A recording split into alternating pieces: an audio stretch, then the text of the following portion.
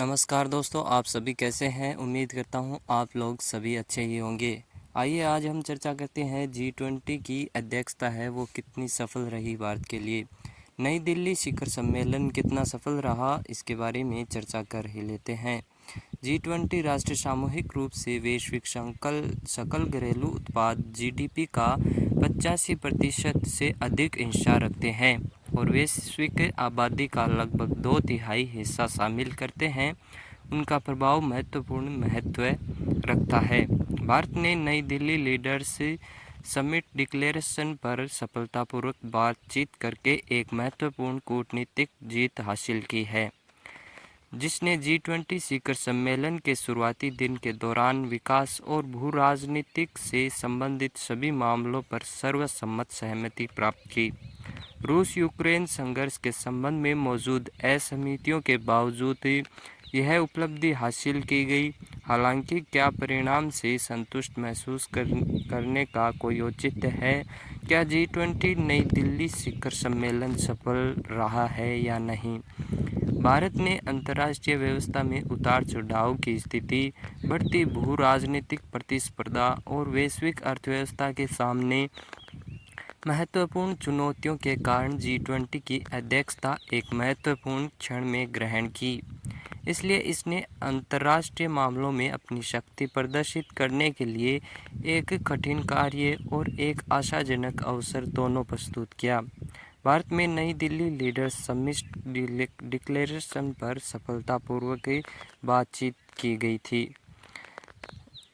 नई दिल्ली शिखर सम्मेलन एक बड़ी सफलता थी। समाज, अर्थव्यवस्था और बौद्धिक क्षेत्र के कई वर्गों की भागीदारी का कार्यवाही का अभिन्न अंग थी।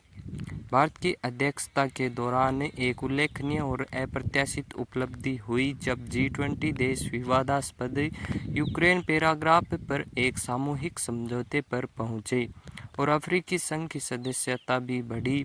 अंतिम दस्तावेज संयुक्त राज्य अमेरिका, यूरोपीय संघ और G7 देशों द्वारा अपनाए गए रुख में एक उल्लेखनीय बदलाव का संकेत देता है, साथ ही रूस की ओर से व्यक्त की गई निंदा को भी कम करता है।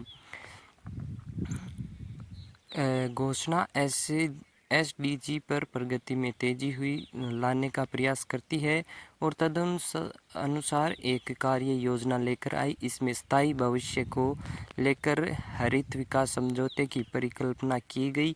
यह सतत विकास के लिए जीवन शैली पर उच्च स्तरीय सिद्धांतों, हाइड्रोजन के स्वैच्छिक सिद्धांतों, चेन्नई सिद्धांत का समर्थन करता है। एक स्थायी लचीली नीली अर्थव्यवस्था के लिए और दूसरों के बीच खाद्य सुरक्षा और पोषण पर डेक्कन सिद्धांतों के लिए विदेश मंत्री एस जयशंकर ने कहा, यह देखते हुए कि G20 राष्ट्र सामूहिक रूप से वैश्विक सकल घरेलू उत्पाद GDP का 85% से अधिक हिस्सा रखते हैं और वैश्विक आबादी का लगभग 2/3 हिस्सा शामिल करते हैं, उनका प्रभाव महत्वपूर्ण महत्व रखता है।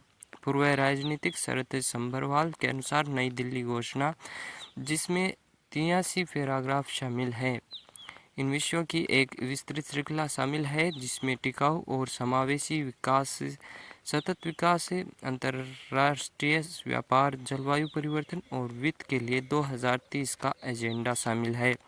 लेकिन यह इन्हीं तक सीमित नहीं है। स्वास्थ्य आपात स्थितियाँ, कमजोरियां, बहुपक्षीय विकास बैंकों के सुधारों और डिजिटल सार्वजनिक बुनियादी ढांचे के लिए चिकित्सा प्रति उपायों तक पहुंच में वृद्धि है।